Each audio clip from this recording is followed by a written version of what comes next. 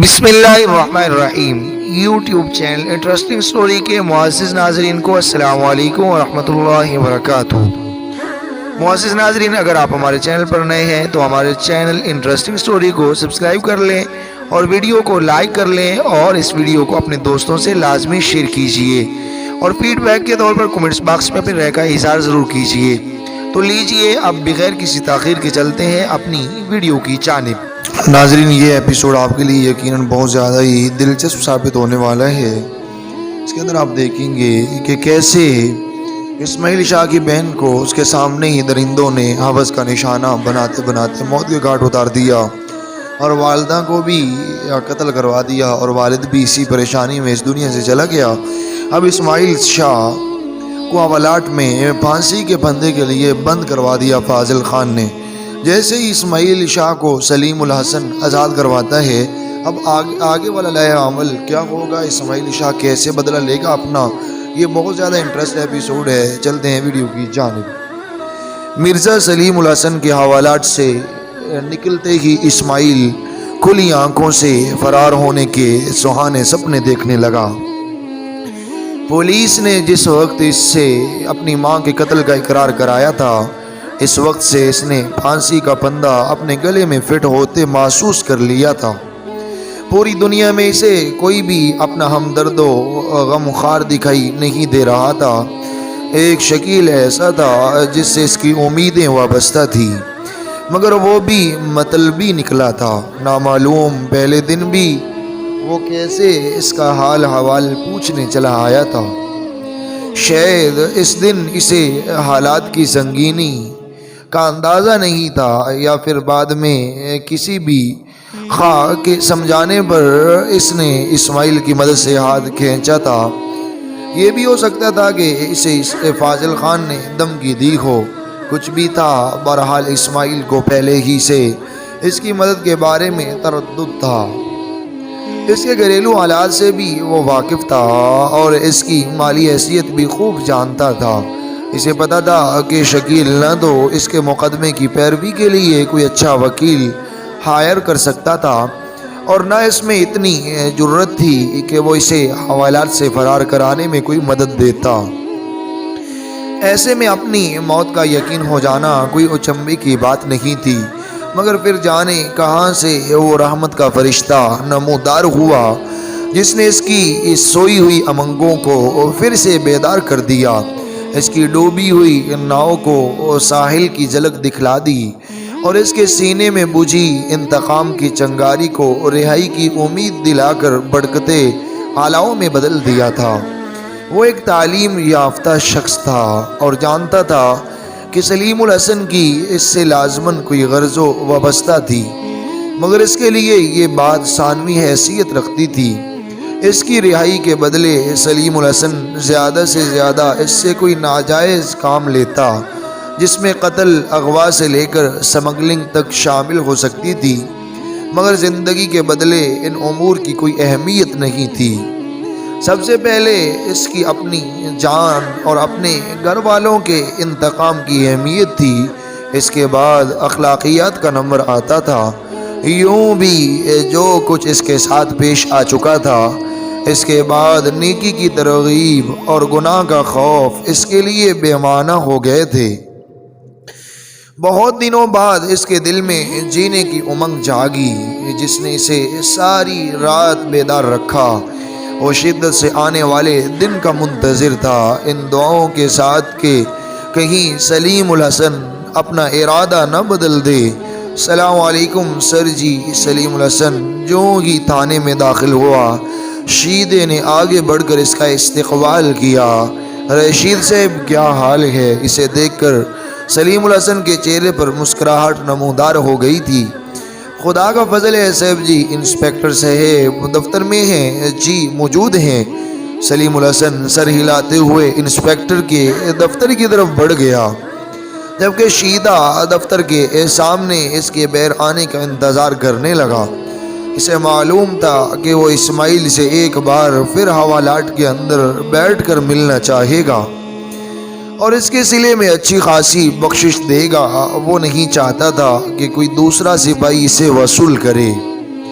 اور پھر اس کے اندازے کے مطابق تھوڑی دیر بعد ہی سلیم الحسن انسپکٹر کے دفتر سے برآمد ہوا اور چھوٹتے ہی بولا، رشید صاحب ہمارے دوست سے تو ملاقات کرا دیں۔ کیوں نہیں سر، آئیں۔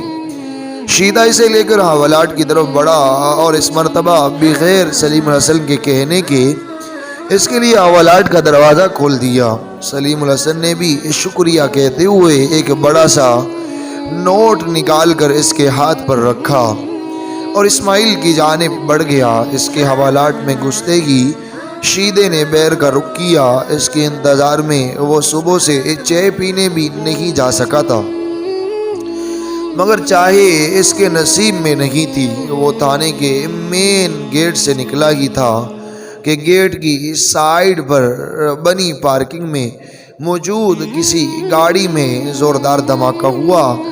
لوہے کے وزنی پرزے روئی کی طرح ہوا میں اڑے اور انہی میں سے ایک ٹکڑا شیدے کے سر سے ٹکرایا اور وہ چائے پینے کی خواہش دل میں لیے سڑک پر ڈھیر ہو گیا۔ چند اور راہگیر بھی زخمی اور ہلاک ہو کر گرے۔ وہ کافی معروف سڑک تھی۔ کچھ لوگ دھماکے کے خوف سے حیران و شدر اپنی جگہوں پر جم سے گئے تھے، جبکہ کچھ بے تحاشا بغیر کسی سمت کا دھیان رکھے بھاگ کھڑے ہوئے تھے۔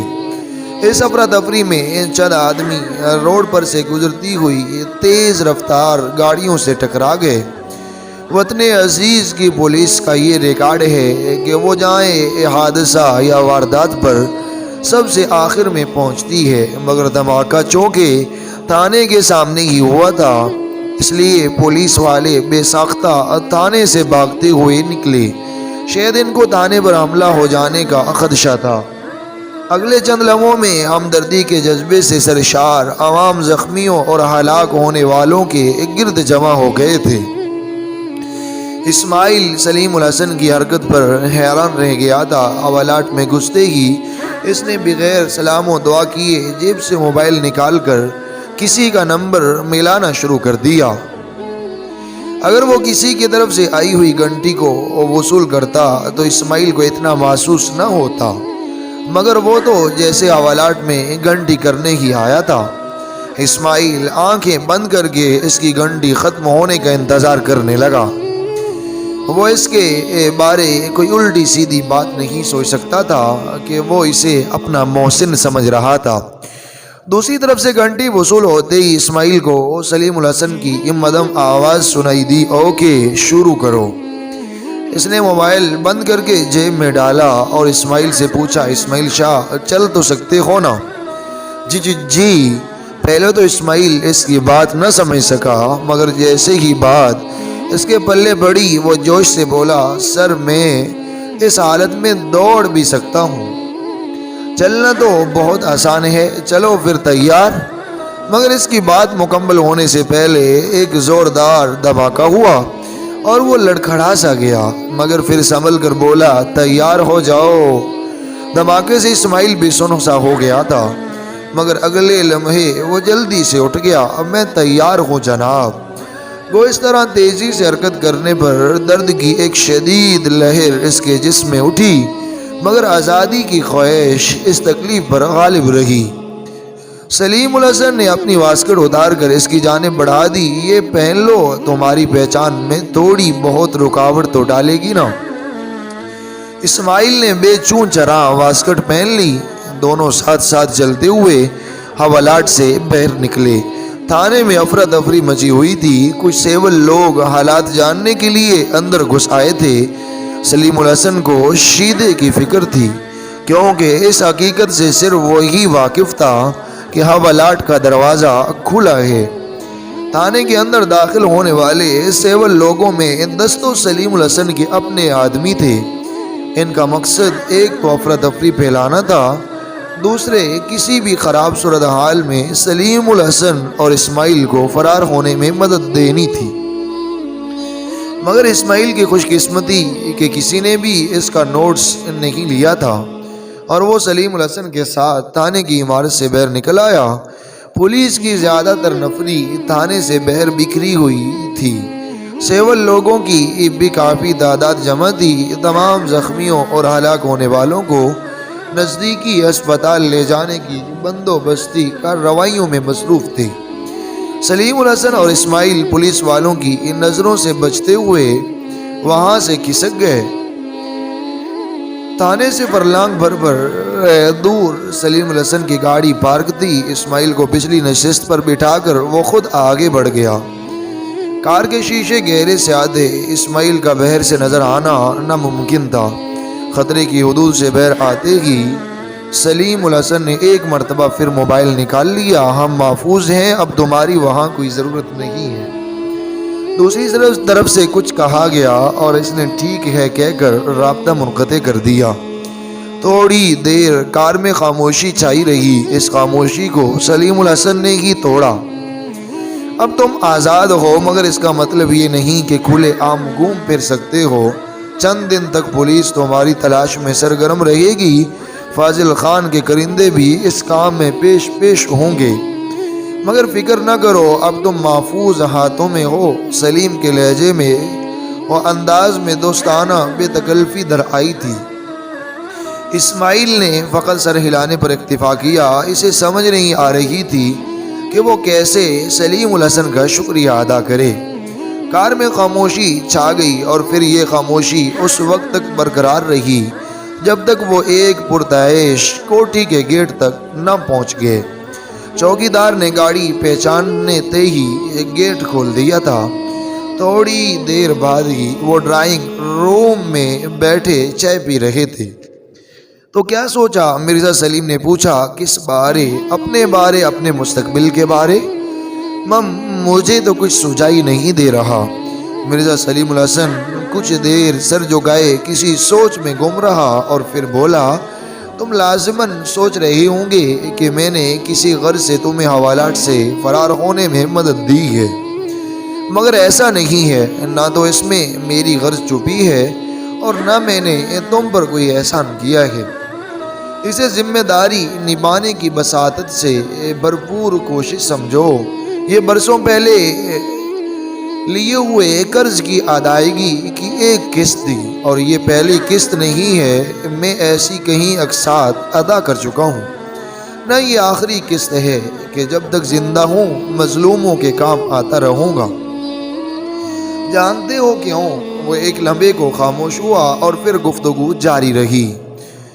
اس کیوں کے پیچھے بہت لمبی کہانی موجود ہے، میری اپنی کہانی۔ آج سے کئی سال پہلے میں بھی اس فرسودہ نظام اور نا انصاف معاشرے کے ہاتھوں جیل کی سلاخیں دیکھ چکا ہوں، اور جب پھانسی کا بندہ میری گردن کے لیے تیار ہو چکا تھا تب مجھے بھی کسی عظیم شخص نے آزاد کروایا تھا۔ آج میں جو کچھ ہوں، جس مقام پر ہوں، اسی کی وجہ سے ہوں۔ میں نے ساری زندگی ان کی خدمت کی۔ مرنے سے پہلے انہوں نے ذمہ داری سونپی کہ میں بے گناہوں کی مدد کروں۔ وہ افراد جو کسی کے ظلم کا شکار ہوئے ہیں، جن کے ساتھ ناانصافی ہو رہی ہو، جو اس فرسودہ نظام کی بینٹ چڑھ رہے ہوں، ان کی مقدر بر مدد کروں۔ تب سے میری زندگی کا یہی مقصد بن گیا ہے۔ آج عدل و انصاف کا نام صرف مذہبی کتابوں میں ملتا ہے۔ کوئی یہ سمجھتا ہے کہ اسے خود بخود اپنا حق مل جائے گا تو اس کی بھول ہے۔ اب حقدار صرف وہی ہے جو چھین سکتا ہے۔ جینے کا حق اسے ہے جو جینے کے ڈھنگ جانتا ہے، اور الحمدللہ میں یہ ڈھنگ خوب جانتا ہوں۔ اس کی چھوٹی سی مثال سامنے ہے۔ اگر میں قانونی جنگ لڑ کر تمہیں آزاد کرانے کی کوشش کرتا تو برسوں لگ جاتے، مگر انصاف پھر بھی نہ ملتا، اور کیس کو لٹکتے دیکھ کر فاضل علی خان تمہیں حوالات میں ہی ٹھکانے لگوا دیتا۔ اخبار میں بڑی سی سرخی لگتی، ماں کے قاتل نے خودکشی کر لی ہے۔ یوں نہ رہتا بانس اور نہ بجتی بانسری۔ کوئی سمجھ میں آیا؟ جی میں سمجھ رہا ہوں۔ اچانک سوال پر اسماعیل گڑبڑا گیا تھا۔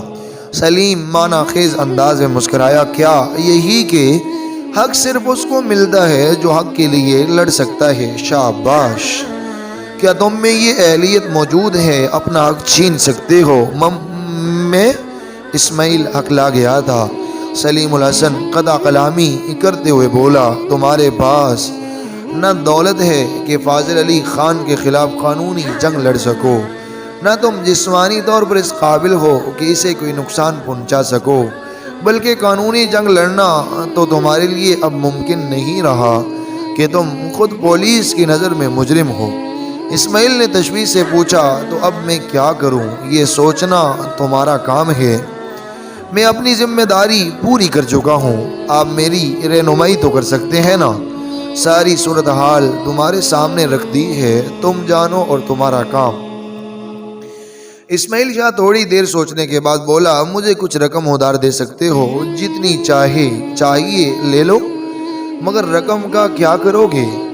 پستول خرید کر دشمنوں کو ٹھکانے لگاؤں گا۔ پستول تمہیں مل گیا؟ سلیم الحسن نے ایک چٹا سا پستول نکال کر اس کی جانب بڑھایا۔ اب تمہارا لائے عمل کیا ہوگا؟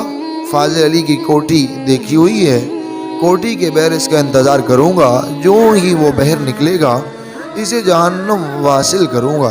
شاباش، مجھے امید تھی کہ تم نے ایسا ہی سوچا ہوگا، لیکن فاضل خان کے ساتھ کم سے کم ایک محافظ تو ہر وقت موجود رہتا ہے، اور وہ پیدل بھی کہیں نہیں آتا جاتا، تو تم اس کی گاڑی کیسے روکو گے؟ بالفرض گاڑی رکوا بھی لی تو اس کا محافظ تو سنبھلنے سے پہلے تمہیں والدین کے پاس بھیج دے گا۔ اس کے علاوہ تو میری سمجھ میں کچھ نہیں آ رہا، آئے بھی کیسے؟ 16 سال تم بڑھائی میں متھا مارتے رہے، پھر سٹیل مل کی مزدوری کرتے رہے، اور اب تم یہی دو کام کر سکتے ہو، جبکہ انتقام لینا ایک علیحدہ فن ہے، ایک مکمل مضمون ہے جسے تم ایم کام کرنے کے بعد اکاؤنٹنٹ تو بن سکتے ہو، انجینئر یا ڈاکٹر نہیں بن سکتے، یوں ہی انتقام بھی نہیں لے سکتے۔ اسماعیل الجھن امیز لہجے میں بولا، یہ فن کہاں سے سیکھ سکتا ہوں؟ میں بھی سکھا سکتا ہوں، لیکن وقت لگے گا۔ تمہیں انتقام کو وقتی طور پر مؤخر کر کے صرف سکھلائی پر توجہ دینا ہوگی، اور جب تربیت حاصل کر لو تو ہماری تاریخ کا حصہ بن جاؤ گے، اور اپنا انتقام لینے کے بعد کم سے کم 3 سال تک اپنی خدمات ہمارے لیے وقف کرو گے۔ اس کے بعد اگر علیحدہ ہونا چاہو تو تمہاری مرضی، ہماری طرف سے تم آزاد ہوگے۔ مجھے منظور ہے، تم آج رات سوچو، کل صبح تک حتمی رہ دو، کیونکہ میں نہیں چاہتا کہ بے سمجھے سوچے تم حامی بھر لو۔ فاضل خان سے انتقام لینے کو میں اپنے جسم تو کیا، روح کا بھی سودا کر سکتا ہوں۔ باقی یہ زندگی آپ ہی کی مرہون منت ہے، اور مجھے پتہ ہے آپ کسی برے کام میں ملوث نہیں ہو سکتے۔ کام کے بارے میں تمہیں ساتھ ساتھ پتہ چلتا رہے گا، فی الحال تم آرام کرو۔ وہ کھڑا ہو گیا، آؤ تمہارا کمرہ دکھا دوں۔ اسماعیل نے اس کی تقلید کی، دونوں آگے پیچھے چلتے ہوئے ایک سجائے کمرے میں پہنچ گئے۔ یہ تمہاری خوابگاہ ہے، کسی چیز کی ضرورت ہو تو ملازم کو بلا لینا۔ الماری میں مختلف ناپ کے لباس لٹکے ہوئے ہیں، اپنے ناپ کے کپڑے پہن لینا۔ سلیم الحسن جانے کو مڑا، اسماعیل بے ساختہ بولا، سر ایک چھوٹی سی الجھن ہے۔ بولو۔ وہ رک گیا۔ تھانے دار میرے فرار ہونے کی بابت آپ سے باز پرس نہیں کرے گا کیا؟ سلیم الحسن چند لمحے اس کی آنکھوں میں دیکھتا رہا اور پھر مسکراتے ہوئے بولا، وہ ایسا نہیں کر سکتا۔ کیوں؟ کیونکہ میں سلیم الحسن نہیں ہوں، میرا نام مرزا طاہر حسین ہے، اور میرا اصل حلیہ یہ ہے۔ اس نے اپنی گردن کے نیچے چٹکی بھر کر اپنا ہاتھ اوپر کی جانب کھینچا، ایک پتلی باریک جھلی اس کے چہرے سے اتر گئی تھی۔ جو چہرہ برآمد ہوا اس کی سلیم الحسن کے چہرے سے صرف عمر کی مشابہت تھی۔ آپ حیرانی کی شدت سے اسماعیل سے بولا نہ گیا۔ اسے کہتے ہیں زندگی گزارنے کا فن۔ یہ اور اس جیسے کئی اور فنون کا تمہیں جلد ہی مہر بنا دیا جائے گا، یہ آپ کا احسان ہوگا۔ اسماعیل مامونیت سے بولا اور مرزا طاہر حسین اس کی پیٹھ تھپکاتا ہوا کمرے سے باہر نکل گیا۔ تمہارا دماغ تو خراب نہیں ہو گیا؟ فاضل علی خان حیرت کی شدت سے چیخ پڑا تھا۔ سچ کہہ رہا ہوں سیٹ صاحب۔ ریسیور سے انسپیکٹر حاکم داد کی شرمندہ آواز ابھری۔ تمام سپاہی دھماکے کی آواز سن کر تھانے سے باہر نکلے اور اسے بھی بھاگنے کا موقع مل گیا، مگر حوالات کے دروازے کو تو تالا لگا ہوتا ہے جناب۔ فاضل علی کا لہجہ شکوک سے پر تھا۔ جی لگا ہوتا ہے، مگر سمجھ نہیں آ رہی کہ اس نے تالے کو کیسے کھولا۔ ہمیں تو کافی دیر بعد اس کے بھاگنے کا پتہ چلا۔ دھماکے میں ہمارا ایک سپاہی شیدہ بھی شہید ہو گیا۔ اس کی وجہ سے بھی افراتفری کچھ زیادہ ہی بن گئی تھی۔ بہرحال ہم جلد ہی سے ڈھونڈ نکالیں گے۔ تم اسے ڈھونڈ نکالو گے یہ تو اتنا ہی ناممکن ہے جتنا ہندو کا مسجد میں جانا۔ اب پولیس اتنی بھی گئی گزری نہیں ہے سیٹ صاحب۔ انسپیکٹر کے لہجے میں شکایت کا عنصر نمایاں تھا۔ کسر نفسی ہے حضور، ورنہ اگر حقیقت دیکھی جائے تو اتنی سے بھی کچھ زیادہ گئی گزری ہے۔ فاضل علی نے غصے سے فون کوریڈل پر پٹک دیا۔ وہ تھوڑی دیر گہری سوچ میں ڈوبا رہا، پھر ایک نتیجے پر پہنچتے ہوئے اس نے انٹرکام کا ریسیور اٹھایا۔ شیرے کو ہمارے پاس بھیج دو۔ دوسری طرف کا جواب سنے بغیر ریسیور رکھ دیا۔ چند لمحے بعد شیر خان اس کے سامنے کھڑا تھا۔ شیرے اسماعیل شاہ حوالات سے بھاگ گیا ہے۔ بھاگ گیا ہے؟ پر کیسے سیٹ صاحب؟ وہ بھی حیران ہو گیا تھا۔ اس کے متعلق تو خود پولیس والے نہیں جانتے، ہم کیا کہہ سکتے ہیں؟ میرے لیے کیا حکم ہے سیٹ صاحب؟ یوں کرو، اپنے تمام آدمیوں کو اسماعیل شاہ کی تلاش میں پھیلا دو، خصوصاً لاری اڈوں اور ریلوے اسٹیشن پر گہری نظر رکھنا ہوگی۔ غیر معروف ہوٹل بھی اس ضمن میں سرے فہرست رہیں گے۔ دوسرے، تم خود تھانے جا کر اصل حقیقت جاننے کی کوشش کرو۔ ہمیں تھانے دار کی بات پر اعتماد نہیں ہے اور لگتا ہے پس پردہ کوئی اور کہانی ہے۔ یہ نہ ہو تھانے دار ہمیں ڈبل کراس کر رہا ہو۔ اگر ایسا ہوا تو اس حکم داد کا بندوبست بھی کرنا پڑے گا۔ ٹھیک ہے سیٹ صاحب، میں سمجھ گیا، تم جا سکتے ہو۔ اور شیرہ سلام کہتے ہوئے کمرے سے نکلنے کو مڑا۔ اور ہاں، اپنے آدمیوں کو کہہ دینا اسماعیل شاہ کو گرفتار کرنے کے چکر میں نہ پڑے رہیں، بس گولی مار کر ختم کر دیں۔ بعد میں پولیس کے کھاتے میں اس کی ہلاکت ڈال دی جائے گی کہ پولیس مقابلے میں مارا گیا۔ ٹھیک ہے سیٹ صاحب۔ شیرے نے ایک مرتبہ پھر اس بات میں سر ہلایا اور فاضل کے ہاتھ کا اشارہ پا کر کمرے سے نکل گیا۔ سر، نئے آدمی کے لیے آپ نے کوئی ہدایات جاری نہیں کی؟ مرزا طاہر حسین کے سامنے مؤدبانہ انداز میں بیٹھا ہوا شخص مستفسر ہوا۔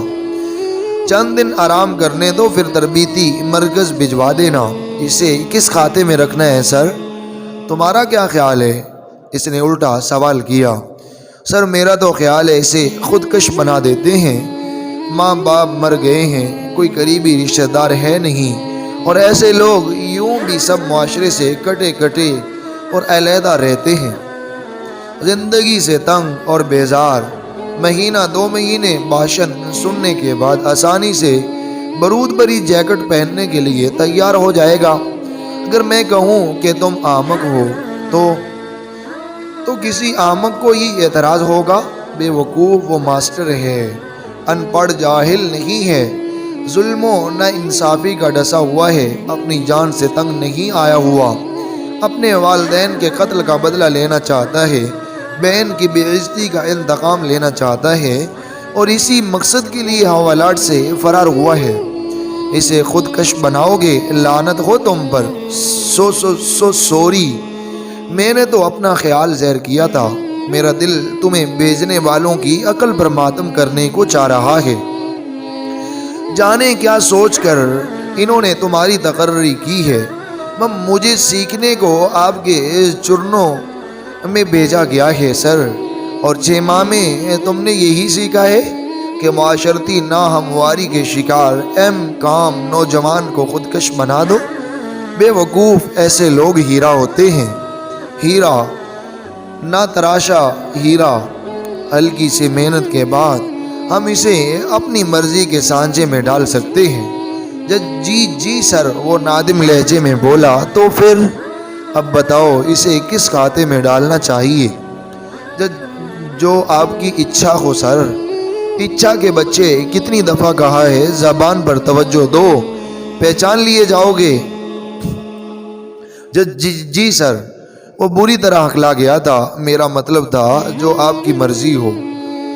مرزا طاہر حسین چند لمحے خوش غمگین نظروں سے اس کا چہرہ تکتا رہا، پھر اندرونی ابال پر قابو پاتا ہوا بولا، اسماعیل شاہ اعلیٰ نسب رکھنے کے باوجود دین سے کوئی خاص رغبت نہیں رکھتا، نہ اسے جنت کا شوق ہے اور نہ جہنم کا خوف۔ اسے دین کے نام پر استعمال کرنے کا خیال دل سے نکال دو۔ دوسرا، وہ پڑھا لکھا ہے، اسے کچھ بھی ذہن نشین کرانے کو دلیل کا سہارا لینا پڑے گا۔ اس کے شکوک و شبہات ایسے انداز میں رفع کرنے ہوں گے کہ محسوس نہ ہو کہ وہ ہم صفائی پیش کر رہے ہیں۔ تیسرا، فاضل علی خان اور تانے دار سے انتقام اس کی زندگی کا مقصد ہے، اور اسی کمزوری کو بنیاد بنا کر ہم اپنی مروجہ تربیت میں اس کے شوق کو ہوا دے سکتے ہیں۔ یہ بھی ذہن میں رہے کہ فاضل علی خان ہمارا آدمی نہیں، مگر اس کا تعلق جس تنظیم سے ہے، اس تنظیم کے اور ہمارے مقاصد میں کوئی نمایاں فرق نہیں ہے۔ اس لیے ہماری کوشش تو یہی ہوگی کہ فاضل علی خان حد الوسع اسماعیل شاہ کے انتقام سے بچا رہے، تاکہ ہمارے مفادات پر کوئی زد نہ آئے۔ البتہ انسپیکٹر حکم داد جیسے کئی راشی مل جاتے ہیں، بلکہ پولیس میں 95% ایسے ہی لوگ بھرے ہیں۔ باقی اسماعیل شاہ ایک غریب جوان ہے جس کی زندگی تشنا خواہشات، نامکمل آرزوئیں، سلگتے ارمانوں اور پوری نہ ہونے والی تمناؤں کا محور رہی ہے۔ اسے سہولیات، عیاشی، آسائشوں کا عادی بنا دو، نوابوں والے شوق لگا دو، شراب اور عورت کا رسیہ بناؤ اور اپنے مطلوبہ نتائج حاصل کرو۔ جی سر۔ رہی اس کی تربیت تو اسے ہر قسم کا اسلحہ چلانے کی سکھلائی کے ساتھ خالی ہاتھ لڑائی بڑائی میں بھی ماہر کر دو، کیونکہ اسے ہم نے اندرون شہر استعمال کرنا ہے۔ وہ جسمانی لحاظ سے بھی مضبوط ہے اور تعلیم یافتہ بھی ہے۔ جی سر، اس نے لگا بندہ جواب دہرایا۔ ہفتے کو اسماعیل شاہ کو تربیتی سینٹر بھجوا دو، اس سے پہلے اسے مجھ سے ضرور ملانا۔ اب تم جا سکتے ہو۔ مرزا طاہر حسین نے اسے جانے کا اشارہ کیا اور خود صوفے سے ٹیک لگا کر آنکھیں بند کر لی۔ ناظرین، یہ ناول ابھی تک جاری ہے۔ اب نیکسٹ ایپیسوڈ میں دیکھیں گے کہ مرزا طاہر الحسن کیسے اسماعیل شاہ کو بے وقوف بنا کر اپنے مقاصد میں استعمال کرنا چاہتا ہے، کیا کرتا ہے۔ آج کل کے معاشرے میں یہی کچھ چل رہا ہے کہ ایک انسان اگلے انسان کے بھولے پن اور سادگی سے فائدہ اٹھاتا ہوا، ہر انسان کی یہ کوشش ہوتی ہے کہ دوسرے کو اپنے مقاصد کے لیے استعمال کیا جائے۔